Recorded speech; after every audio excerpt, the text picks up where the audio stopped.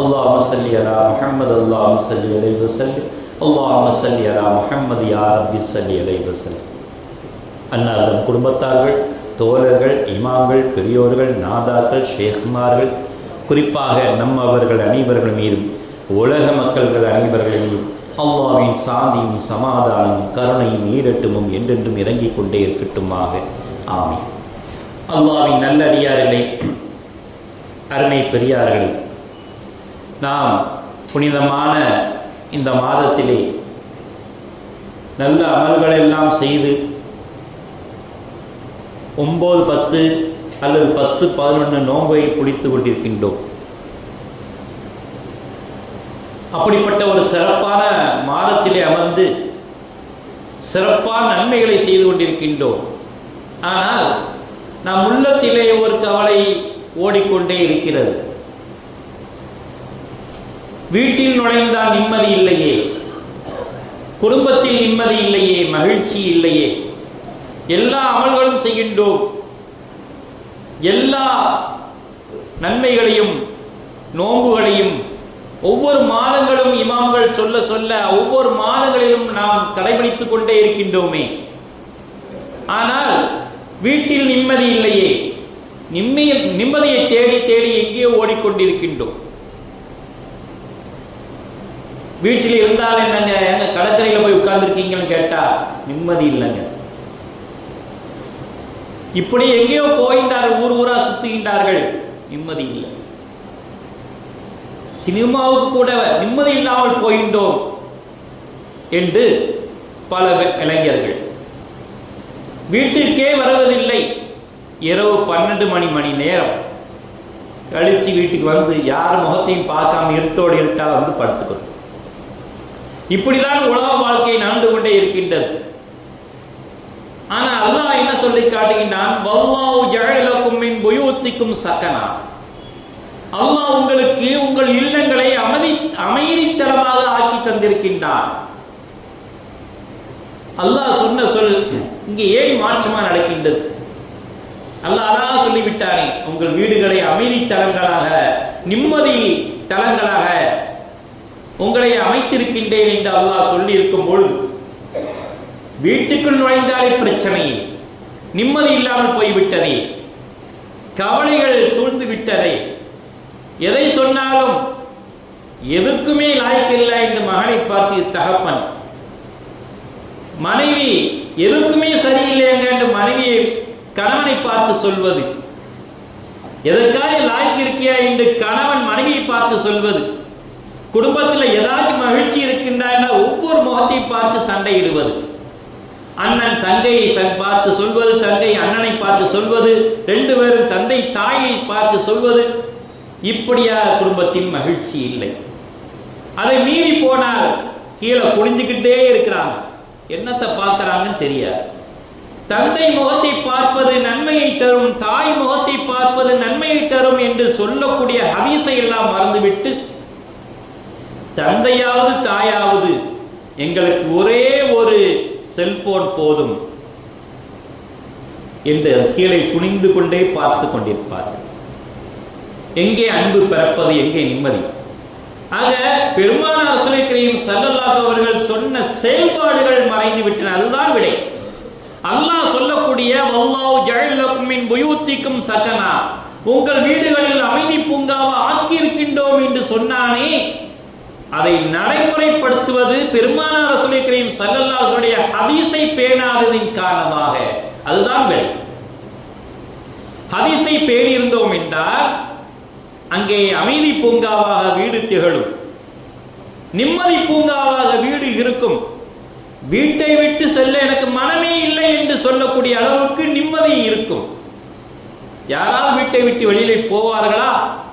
என் அம்மாவை பார்க்காமல் என்னால் இருக்க முடியாது, என் தாயை பார்க்காமல் இருக்க முடியாது, என் தந்தையை பார்க்காமல் இருக்க முடியாது, என்னுடைய மனைவியை மக்களை பார்க்காமல் இருக்க முடியாது.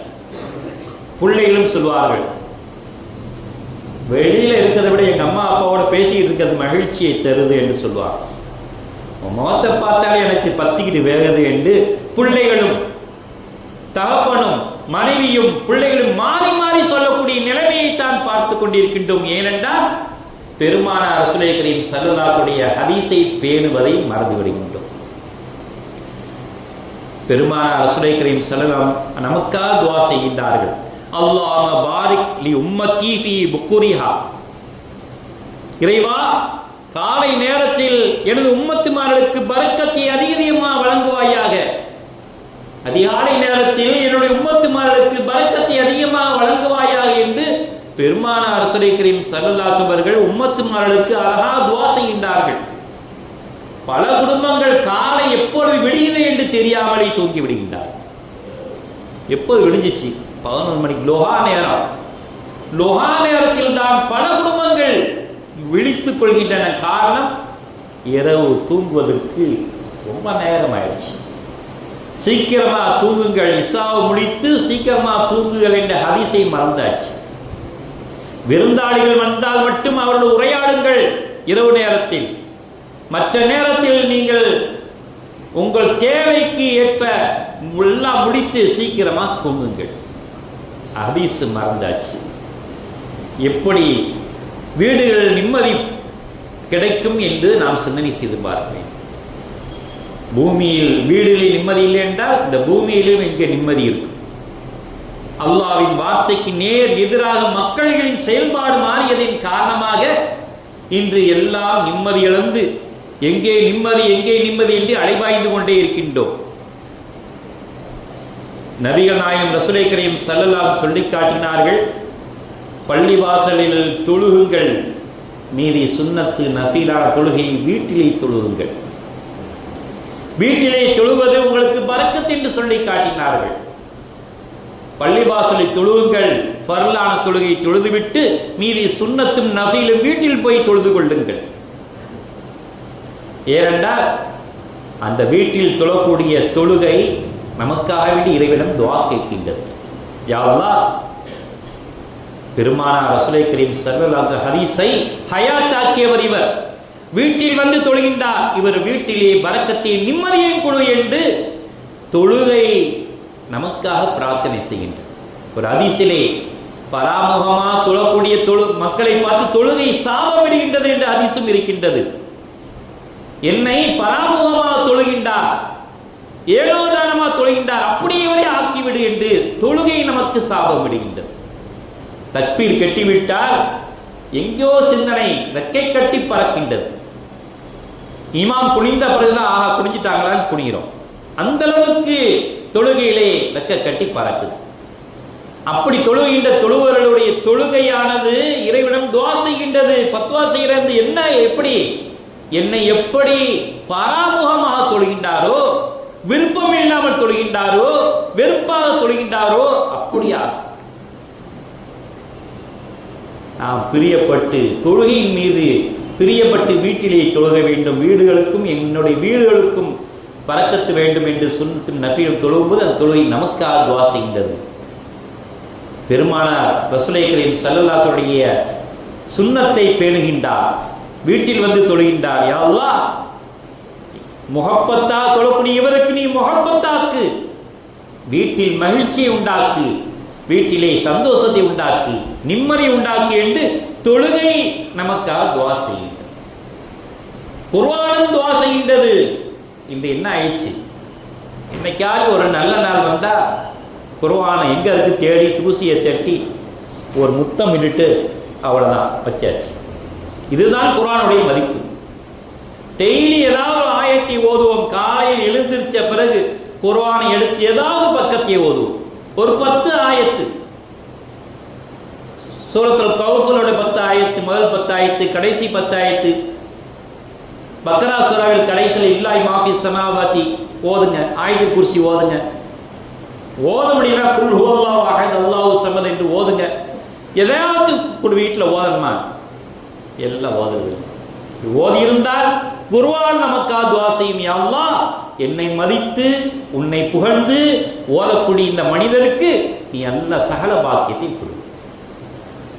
குர்ஆன் எந்த பாவம் செய்யாது. ஒவ்வொரு பொருள் துஆ செய்யுது. மனிதனுக்கு தான் உயிர் இருக்கு, உயிருள்ளவன் தான் துஆ செய்யணும் என்பதல்ல. ஒவ்வொரு பொருட்களும், அல்லாஹ் படைத்த ஒவ்வொரு பொருட்களும், கல்லும் மண்ணும் துகள்களும் அல்லாஹ்விடம் துஆ செய்கின்றன. இந்த இடம் துஆ செய்கின்றது. இந்த இடத்தில் தொழுதவர்களுக்கு பாவ மன்னிப்பு வழங்குவாயாக.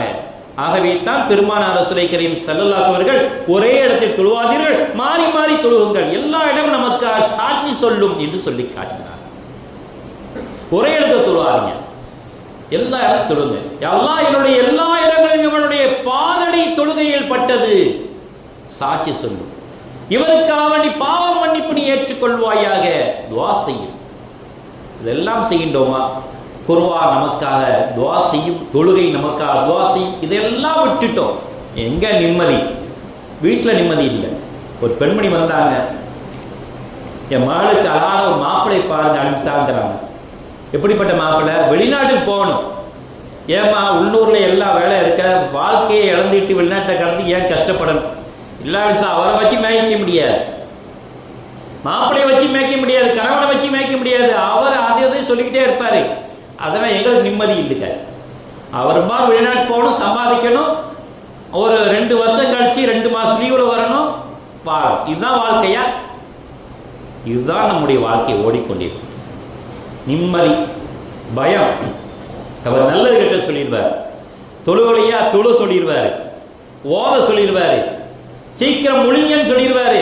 இதெல்லாம் நம்மளுக்கு சுதந்திரம் இல்லாமல் போய்விடும் என்று பயப்படுகின்றார்கள் பெண்மணி. ஆண்கள் ஒரு விதத்தில் பயம். வீட்டில் நுழைஞ்சா நொய்ங்கிறாங்களே, மாப்பிள்ளை வந்தா அதை செய்ய இதை செய்யன்னு சொல்றாங்களே, புள்ள பாப்பா கண்டிக்கிறாங்களே. இப்படியா? மகனுக்கு பயப்படிய காலம் வந்து விட்டது, பிள்ளைகளுக்கு பயப்படக்கூடிய காலம். என்னப்பா ஆச்சு? கண்டிக்க, ஐயா அவனை கண்டிக்க முடியாதுங்க, சரியா வர மாட்டாங்க, இப்படி போட்டு அப்படி சொல்லக்கூடிய காலத்தில் நாம் அமர்ந்திருக்கின்றோம்.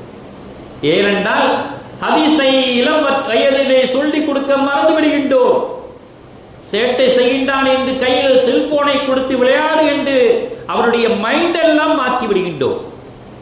என்னென்ன கேம் விளையாடுகின்றார்களோ அதைத்தான் அவர்கள் மைண்டில் ஏற்றி இப்படிதான் நடக்க வேண்டும் என்று நடத்தி காட்டுகின்றார்கள். அவர்களுடைய செயல்பாடை எல்லாம் மாற்றி விடுகின்றோம். ஆகவே தான் நல்ல விஷயங்கள் அவர்களுக்கு சொல்லிக் கொடுக்க முடியவில்லை. வீட்டுக்குள் சென்றால் என்னென்ன துஆ ஓத வேண்டும் என்று பிள்ளைகள் கேட்டால் தெரியாது, எப்படி ஒழுக்கமா செல்ல வேண்டும் என்றால் தெரியாது, செருப்பை எப்படி போட வேண்டும் என்று தொழுதால் தெரியாது. ஏனாலும் போடல, சுன்னத்தை எல்லாம் காற்றில் பறக்க விட்டாச்சு. அல்லாஹும் இன்னி அஊது பிக்க மினல் ஹுபுஸி வல் ஹபாயிஸ். பாத்ரூம் போனா இந்த துஆ ஓதிட்டு போங்க என்று சொல்ல மறந்துட்டோம். இறைவா, ஆண் பெண் சைத்தான்களின் தீங்கிலிருந்தும் உன்னிடம் பாதுகாப்பு தேடுகின்றேன் என்று பாதுகாப்பு தேடினால் உள்ளத்திலே சைத்தான் விளையாட மாட்டான். அனஸ் இப்னு மாலிக் ரலியல்லாஹு அவர்கள் அறிவித்த ஹதீஸே திருமதியிலே 6வது ஹதீஸா பதிவு செய்யப்பட்டது. பாத்ரூம் மட்டும் வெளியில வந்தா பல் குஃப்ரானக்க, யா அல்லாஹ் என்னை மன்னிச்சிரு. அந்த மன்னிப்பை எங்கேயாவது கேட்டோமா? இந்த பண்பாடுகளை பிள்ளைகளுக்கு வளர்த்தோமா? அல்லது வீட்டில் நுழையும் போது அல்லாஹ் இன்னி அஸ்அலுக கைரல் மௌலஜி வ கைரல் மஹ்ரஜி பிஸ்மில்லாஹி வலஜ்னா பிஸ்மில்லாஹி ஹரஜ்னா வ அலா ரப்பினா தவக்கல்னா என்று ஓதிட்டு வாருங்கள் என்று சொல்லிக் கொடுத்தோமா? யா அல்லாஹ், இந்த வீட்டில் நுழைவதின் நன்மையையும் உன் வீட்டில் உன்னிடமே நான் கேட்கின்றேன். யா அல்லாஹ், உன் பெயரால் நுழைந்தோம், உன் பெயரால் வெளியேறுகின்றோம் என்று பிள்ளைகளுக்கு சொல்லிக் கொடுக்க வேண்டும். நாம் இறைவன் மீது நம்முடைய அனைத்து சகல பொறுப்புகளையும் சாட்டி விட்டுக்கின்றோம்.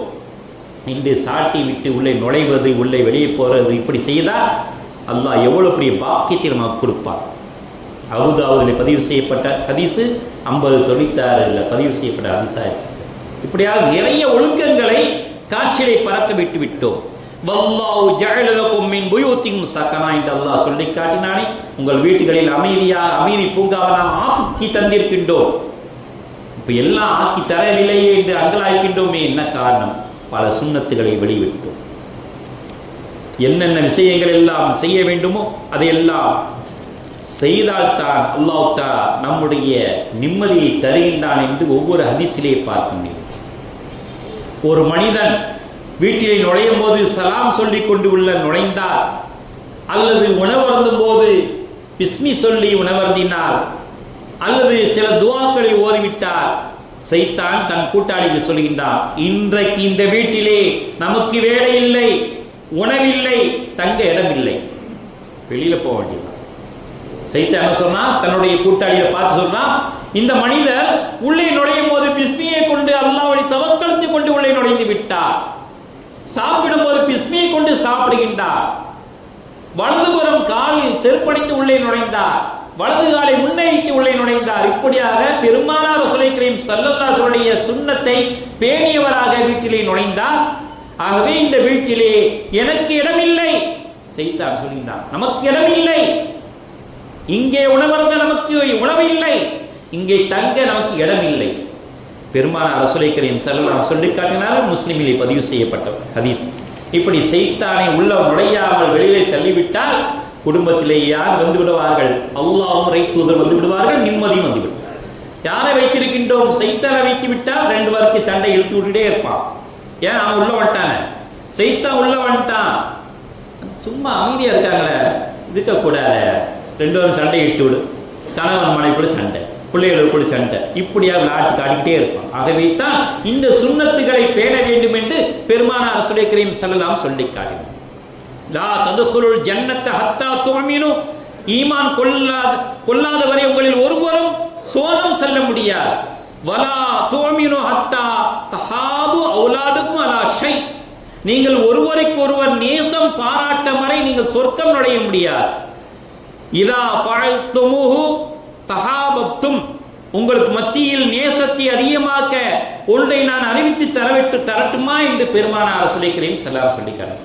உங்களுக்குள்ள ஒற்றுமை இல்லை என்றால், அன்பு இல்லை என்றால் நீங்கள் நுழைய முடியாது. உங்களுக்குள் ஈமான் கொள்ளவில்லை என்றால் சொர்க்கத்தில் நுழைய முடியாது. உங்களுக்குள் ஒற்றுமை இல்லை என்றால் உண்மையான ஈமான்தாரியை இருக்க முடியாது. உங்களுக்குள் ஒற்றுமையை சொல்லித் தரட்டுமா? அஃஷு சலாம் பயுத்தி, உங்களுடைய அஃசு சலாமு பைனக்கும், உங்கள் 2 பேருக்கு மத்தியிலேயே சலாமை பரப்பிக் கொள்ளுங்கள், சலாம் சொல்லிக் கொள்ளுங்கள் என்று பெருமானார் ரசூலுல்லாஹி கரீம் ஸல்லல்லாஹு அலைஹி வஸல்லம் சொல்லி காட்டினார். இப்படியாக ஒவ்வொரு விஷயங்களிலும் நாம் பேணிக்கை நடந்தோம் என்றால் நிச்சயமா அல்லாஹ் தஆலா நம் குடும்பத்தில் மகிழ்ச்சியும் பூங்காவை ஆக்கி தந்துருவார். ஏனென்றால் சுன்னத்து, ஒவ்வொரு சுன்னத்தும் நம்முடைய அமைதியை தரக்கூடிய ஒன்றாக இருக்கின்றது.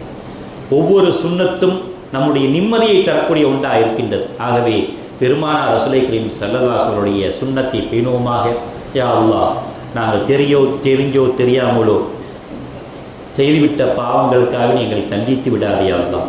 நிம்மதி இல்லாத வாழ்க்கையை தந்து விடாதே அல்லாஹ். எங்களுக்குள் ஒற்றுமை ஏற்படுத்துவாயாக.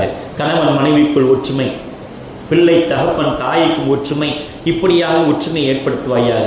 யா அல்லாஹ், உன்னிடமே நாங்கள் தவக்கல் வைக்கின்றோம். யா அல்லாஹ், உன்னிடமே நாங்கள் பொறுப்பை சாட்டுகின்றோம். அல்லாஹ் வாஹிர் அல்ஹம்துலில்லாஹி ரப்பில் ஆலமீன். பாரக்கல்லாஹு